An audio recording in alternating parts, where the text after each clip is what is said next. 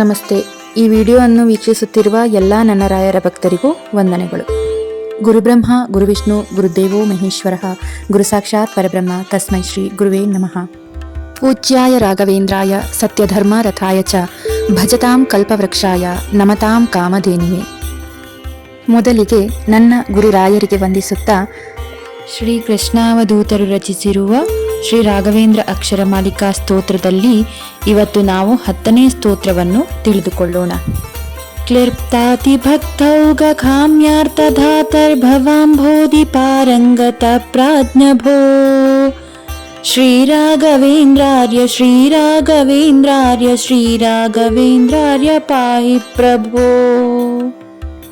ಸಂಸ್ಕೃತದಲ್ಲಿರುವ ರು ಅನ್ನುವ ಶಬ್ದವನ್ನ ಕಕಾರ ಸಂಯುಕ್ತವನ್ನಾಗಿಸಿ ಕೃಷ್ಣಾವಧೂತರು ಈ ಒಂದು ಸ್ತೋತ್ರವನ್ನು ರಾಯರ ಬಗ್ಗೆ ರಚಿಸಿದ್ದಾರೆ.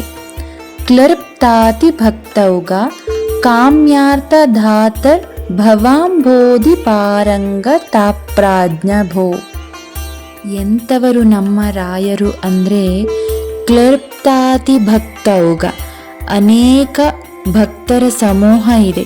ರಾಯರ ಆರಾಧನೆಯನ್ನು ಮಾಡುವವರು ಕೇವಲ ಒಂದು ಪಂಗಡಕ್ಕೆ ಸೇರಿದವರು, ಬ್ರಾಹ್ಮಣರು ಮಾತ್ರ ಅಥವಾ ಮಾಧ್ವರು ಮಾತ್ರ ಅಂತ ಅಲ್ಲ. ರಾಯರಿಂದ ಪಡೆದವರು ಬೇಕಾದಷ್ಟು ಎಲ್ಲ ತರಹದ ಜನಕ್ಕೂ ಅನುಗ್ರಹ ಮಾಡುವ ಉದಾರ ಮಹಿಮೆ ಅವರಲ್ಲಿ ಇದ್ದುದರಿಂದ ರಾಯರ ಬಗ್ಗೆ ಹೇಳ್ತಾ ಭಕ್ತೌಗ, ಕ್ಲರ್ಪ್ತಾತಿ ಭಕ್ತೌಗ, ಭಕ್ತ ಸಮೂಹ ನಿಮಗೆ ಇದೆ, ಅದು ಕ್ಲಿಪ್ತವಾಗಿದೆ. ಅವರು ಎಂದೆಂದೂ ನಿಮ್ಮನ್ನು ಬಿಟ್ಟು ಹೋಗುವುದಿಲ್ಲ. ನಿಮ್ಮಿಂದ ಏನೇನೋ ಪಡೆದವರಿದ್ದಾರೆ, ಯಾವುದನ್ನು ಈ ಲೋಕದಲ್ಲಿ ಪಡೆಯಲಿಕ್ಕೆ ಆಗುವುದಿಲ್ಲ ಅಂದರೆ ಮಾನಸಿಕ ನೆಮ್ಮದಿ, ಆರೋಗ್ಯ, ಬಡತನ ನಿವಾರಣೆ, ಈ ಥರದ್ದನ್ನೆಲ್ಲ ಪಡೆದಂತಹ ಎಲ್ಲ ತರಹದ ಜನರಿದ್ದಾರೆ.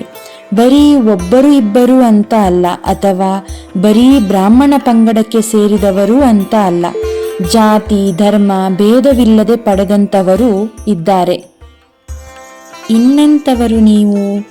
ಕಾಮ್ಯಾರ್ಥಧಾತರ್ ಭವಾಂಬೋಧಿ ಪಾರಂಗತ, ಕಾಮಿತವಾದ ಅರ್ಥವನ್ನು ಕೊಡುವವರು. ಮೊದಲನೆಯದಾಗಿ ಕೆಟ್ಟ ಕಾಮನೆಗಳನ್ನು ಬಾರದಂತೆ ಮಾಡುತ್ತೀರಿ.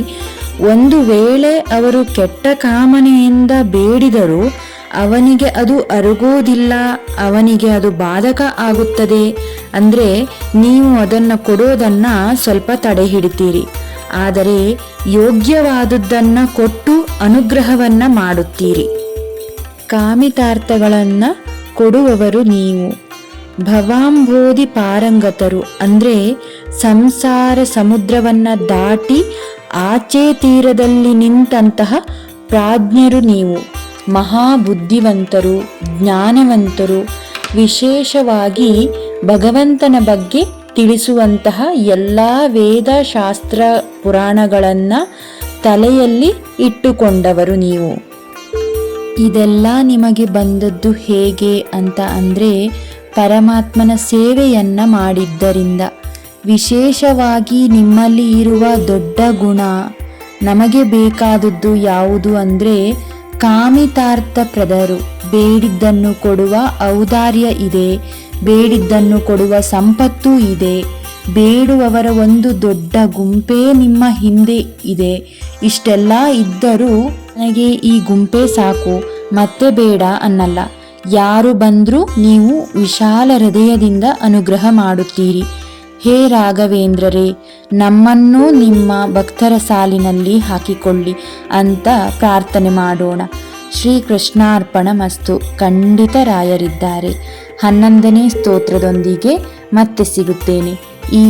ಈ ವಿಡಿಯೋವನ್ನು ವೀಕ್ಷಿಸುತ್ತಿರುವ ನನ್ನ ನೆಚ್ಚಿನ ಎಲ್ಲ ವೀಕ್ಷಕರಿಗೂ ನಮಸ್ಕಾರ. ಎಲ್ಲರಿಗೂ ಒಳ್ಳೆಯದಾಗಲಿ, ಒಳ್ಳೆಯದೇ ಆಗುತ್ತೆ.